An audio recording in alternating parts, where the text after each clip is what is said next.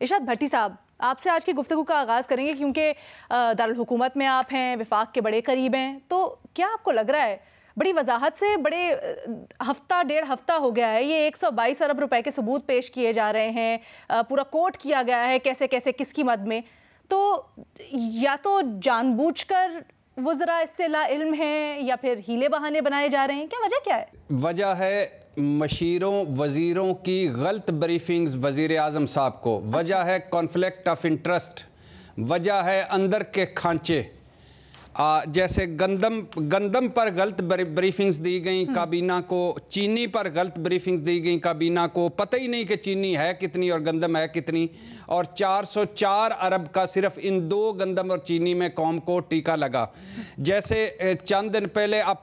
ہماری year lines کے سی E Os پی آئی اے سمیت سارے وزیر اعظم سے ملے اور انہوں نے کہا کہ ہم پر پابندی ایکسٹینڈ ہو رہی ہے یورپی یونین کی، اور وزیر اعظم صاحب نے کہا مجھے تو پتہ ہی نہیں، اور پھر وہ پابندی ایکسٹینڈ ہو گئی۔ بات یہ ہے کہ میں نے ایک طرف میرے ندیم بابر اور میرے شہباز گل صاحب کہانی سنا رہے تھے، دوسری طرف میرے شاہ زیب خانزادہ صاحب دوسری کہانی سنا رہے تھے، 3-4 ایکسپرٹ سے جلدی میں نے بات کی۔ ابھی جب آپ کا سوال آیا تو میرے شاہ زیب خانزادہ کی سٹوری سچی نکلی۔ کیسی سچی نکلی؟ کہ پہلی بات تو یہ کہ وزیر اعظم صاحب نے کہا، آپ کو یاد ہوگا کہا تھا کہ سردیوں میں گیس کا بحران پیدا ہوگا، عمر ایوب صاحب نے کہا سردیوں میں گیس کا بحران پیدا ہوگا، ندیم بابر صاحب نے کہا سردیوں میں گیس کا بحران پیدا ہوگا، مگر کسی نے کوئی انتظام نہ کیا سردیوں کا اور گیس کا بحران پیدا ہو گیا۔ اچھا، شاہ زیب صاحب نے جو بتایا وہ یہ تھا کہ ایک وقت تھا جب ایل این جی سستی مل رہی تھی، گرمیوں کے لیے $3 فی MMBTU۔ آپ ذرا چونکہ سارے ان ٹیکنیکل ہیں تو میں آپ کے پرابلم سمجھتا ہوں۔ MMCFD دونوں پتہ ہے ہمیں، آپ آگے چل دیں۔ یعنی میڈم شیخ تھوڑا سا میری پروفیسری اگر قائم رہ جاتی تو کوئی حرج تھا۔ ابھی آپ نے جو یورپی لائسنس والا معاملہ کوٹ کیا ہے نا، اس کو بھی میں آپ کو تصحیح کرا دوں، وہ یورپی اس سے متعلق نہیں تھا، وہ تو آج ڈیولپمنٹ ہوئی ہے، کل بلکہ وہ انٹرنیشنل جو سول ایویشن اتھارٹی ہے اس سے متعلق تھا، لائسنسز کی چیکنگ۔ نہیں میڈم شیخ، وہ آپ صحیح کہہ رہی ہیں، لیکن سی ای اوز ملے اور انہوں نے کہا کہ ہم پہ یورپین میں پابندی لگی ہوئی ہے اور یہ ہم پہ ایکسٹینڈ ہو جائے، خدشہ ہے کہ ایکسٹینڈ ہو جائے گی، تو وزیر اعظم صاحب نے کہا میں تو اچھا مجھے نہیں پتا تھا۔ اچھا، تو یہ جو ایک وقت تھا جب ایل این جی سستی مل رہی تھی، گرمیوں کے لیے $3 فی MMBTU اور سردیوں کے لیے $4 سے $4.5 فی MMBTU۔ ندیم بابر صاحب نے پہلے کہا ایسے ہو ہی نہیں سکتا، بھلا گرمیوں میں سردیوں کے لیے کیوں کوئی کرے گا، اور کل ایئر وائی پہ مان گئے کہ ہاں $5-5.5 کی گیس مل رہی تھی۔ اچھا،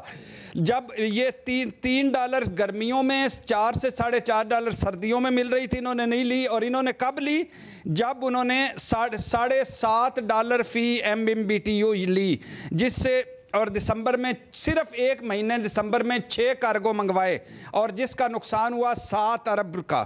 اچھا، جو شاہ زیب کہہ رہے ہیں وہ یہ ہے 2018، 19 اور 20 جیسے آپ نے بتایا، 3 سالوں میں ایل این جی ٹرمینل استعمال نہ کرنے پر 25 ارب کا نقصان برداشت کرنا پڑا۔ اچھا، گرمیوں میں